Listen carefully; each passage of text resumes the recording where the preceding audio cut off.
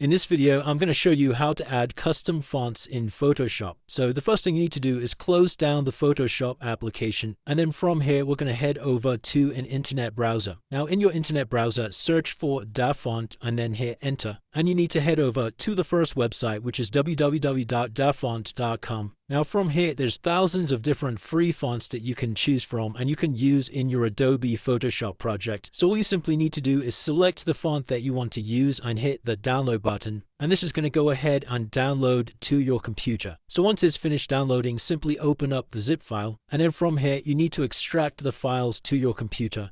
So I'm just going to press extract all, select where you want to extract these files to and select extract. So once you've finished extracting the font files, you should see this file type called true type font file. Now this is the file that you need to open on your computer. It should have the extension .ttf. So what I'm going to do is just double click on this file and then click on the install button in the top left hand side. So once that's finished installing, we just need to make a mental note of what this font is called. So you can see that this particular font is called Super Kinds. So now what we can do is head back over to Adobe Photoshop. And then from here, you can either open a project or create a new one. And now if I head over to the text tool and start typing some text, if I then select the font type, I can use the search box to search for my font, which was Super Kinds. And as you can see, this is the font that we just downloaded to our computer. And if I select this, our now custom font is imported into Adobe Photoshop. And it's as simple as that, guys. If you did find this video helpful, then let me know in the comments below and I'll see you in the next one.